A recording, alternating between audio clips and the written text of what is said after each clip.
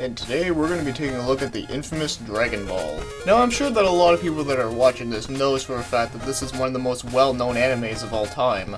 Also, I'm sure there's a lot of people that would assume that I'd be reviewing Dragon Ball Z, but I'm actually going to start with how it originally started, from just a regular Dragon Ball. So most likely next year, if I do this feature again, I'll probably be doing that one. So without further ado, let's explain the story.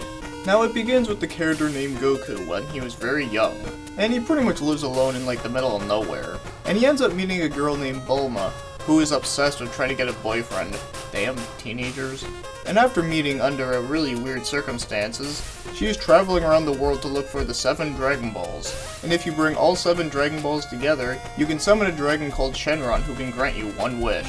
And Goku happens to have one of them, which was given to him by his grandpa named Gohan. So after some arguments, they ended up traveling together to look for the rest of the Dragon Balls. And they meet a lot of characters along the way, such as Oolong, who is a pig, but he can transform into many other things, but only for a short time.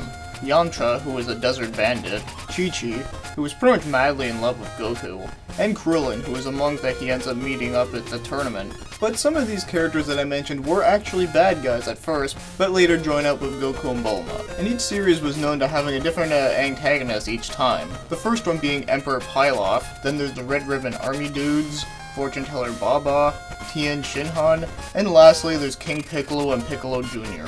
Now there are other bad guys that do show up within these seasons, but they're not entirely important. So that's the very basic information you need to understand Dragon Ball as a whole. It's just a crazy adventure looking for balls. Also, there's so many ball jokes within this anime, it's pretty damn funny. In fact, this anime is actually pretty damn funny overall.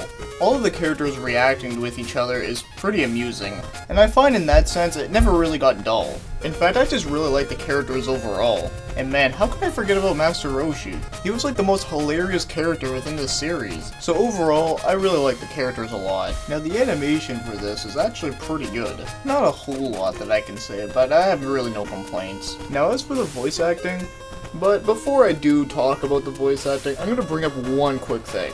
Now, I am pretty damn sure that there's going to be a lot of people arguing in the comments talking about saying how, like, dub is, like, super shitty, or how, like, sub is super shitty, or whatever the case is. I fucking hate that debate a lot. If anything, it kind of reminds me of the console wars, but just even more pointless. So who cares what language you're watching it in? As long as you actually understand what's going on within the anime, then there really is no complaints about it at all.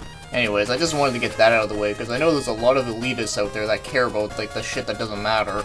So anyways, as for the voice acting, I do think it's good in both English and in Japanese. But not for the same reason, but for many different reasons. Where I find the English kind of has a more, like, Saturday morning cartoon feel to it, and the Japanese kind of has a more serious tone to it. Although, I could be wrong about that because, well, like I've already said before, I can't speak Japanese, so for all I know, it may not even be that good. But it sounds fine to me, so really, I can't really complain. So it's really a matter of preference of whatever you want to watch in English or in Japanese, but honestly, I can say watch it in either one of them and you'll be good. And it may not be perfect, but then again, what is perfect? But it is good for the way it is.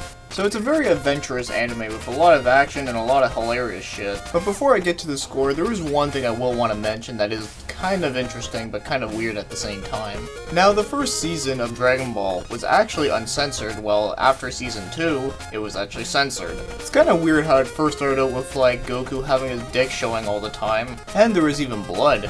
However, after the first season was done, they censored it afterwards.